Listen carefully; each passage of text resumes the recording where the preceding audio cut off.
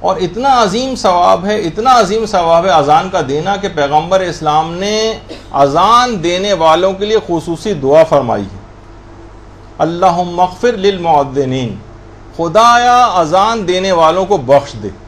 یہ باقاعدہ اذان دینے والوں کے لیے پیغمبر اسلام کی خصوصی دعا ہے۔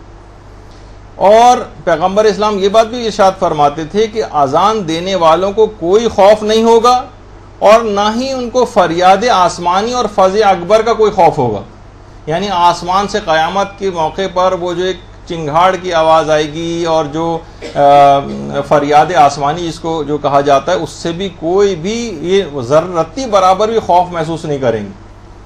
اور ان کی اذان دینے کی گواہی کے لیے تمام جن و انس اور خاک کی جو زمین اور مٹی ہے یہ سب بھی اس کی گواہی دے گی کہ ہاں اس شخص نے اذان دی تھی۔ اور پیغمبر یہ جملہ بھی ارشاد فرماتے ہیں کہ اذان دینے والا جو ہے وہ انبیاء کے ساتھ، صدیقین کے ساتھ اور شہداء کے ساتھ محشور ہوگا۔ اس کو اذان عام طور پہ ایک دیندار طبقے کے اندر خاص طور پہ چیز دیکھی گئی کہ آئے اور ایک دم سے آئے اور کھڑے ہوئے اور اللہ اکبر کہہ کے نماز شروع کر دی، نہ کوئی اذان ہے نہ کوئی اقامت ہے۔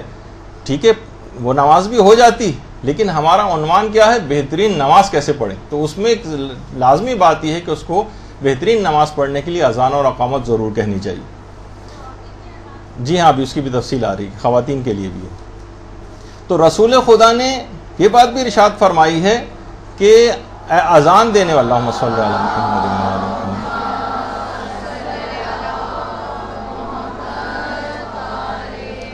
کہ اذان دینے والے عذاب قبر سے بھی محفوظ رہیں گے اور بلا حساب جنت میں جائیں گے، بلا حساب۔ اور بہت سی روایات کے اندر 40,000 افراد کا تذکرہ ہے، بہت سی روایات میں 80,000 کا ہے کہ اذان دینے والے افراد کو 80,000 افراد کا حق شفاعت دیا جائے گا۔ یعنی آپ جو اگر اذان و اقامت آپ نے دینی شروع کر دی، اقامت کی گفتگو ابھی آگے چل کر آئے گی، لیکن کم سے کم اذان بھی کہنی شروع کر دی تو 80,000 افراد کا حق شفاعت تو اس مومن کو دیا جائے گا۔ تو خود سوچیں، جس کے پاس خود حق شفاعت ہوگا، جو لوگوں کو عذابوں سے نکال رہا ہوگا، وہ یقیناً وہ خود تو نجات یافتہ ہی ہوگا۔ اور یہاں تک جب آپ میں سے اب تو بہت کم ایسے افراد رہ گئے جنہوں نے موت کی وہ پوری گفتگو سنی تھی، تو اس کے اندر بھی یہ والی بات آئی تھی جب ہم نے شفاعت کی گفتگو ہماری ہوئی تھی جو کئی نشستوں پر مشتمل تھی، تو اس کے اندر بھی ایک جگہ پہ بات آئی تھی کہ لوگ ختم ہو جائیں گے، گناہگار ختم ہو جائیں گے اور حق شفاعت باقی رہے گا۔ ہر شخص کے پاس 80,000 کا حق شفاعت ہوگا، تو خود سوچیے کہ کتنے افراد کو بخشوا چکے گا۔ ابھی تو حق شفاعت ختم بھی نہیں ہوا، اتنے سارے افراد کی آپشن ہمارے پاس ابھی بھی باقی ہے کہ ہم ان کی شفاعت کر سکتے ہی نہیں، کیا کریں، کوئی آدمی ہی نہیں بچا۔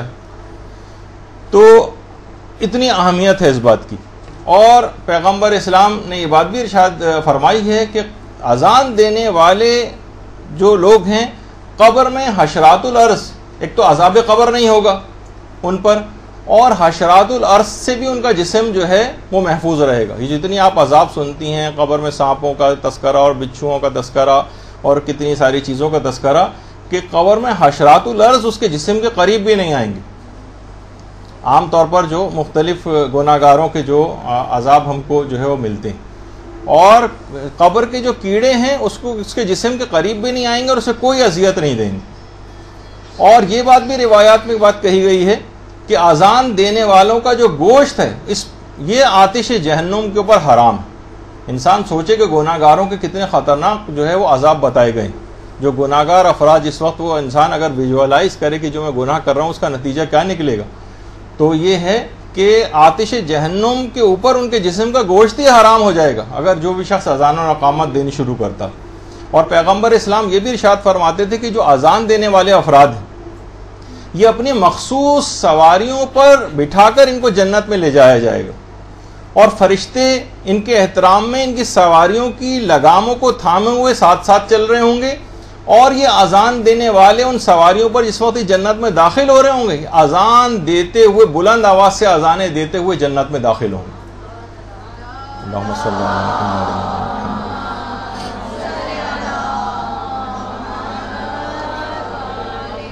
اور اذان دینے والوں کو جو ثواب بتائے گا، اتنا زیادہ ثواب کہ 40,000 شہیدوں کے برابر اجر و ثواب اذان دینے والوں کو دیا جائے گا، 40,000 صدیقوں کا، اور ایک روایت میں کہ 40,000 گناہگاروں کا حق شفاعت بھی ان کو ملے گا۔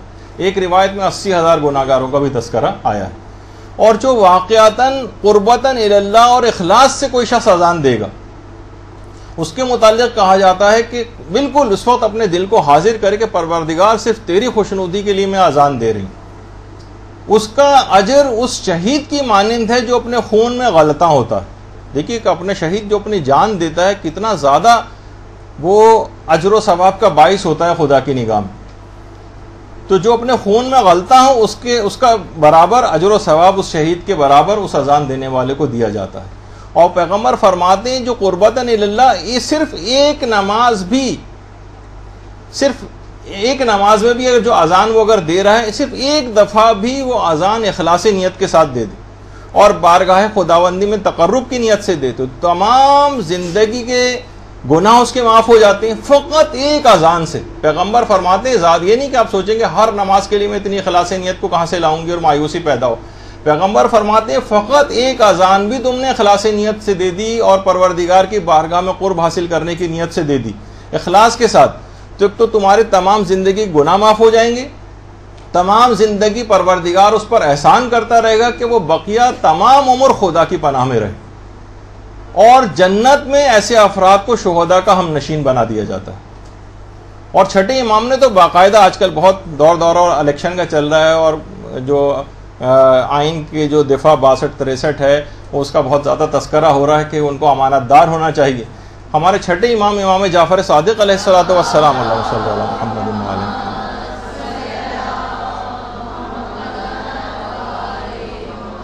فرماتے ہیں کہ اذان دینے والے امانت دار ہوتے ہیں. یعنی کہ اگر کوئی شخص بھی اپنی نمازوں میں اذان دے رہا ہے تو سمجھ جاؤ کہ یہ امانت دار.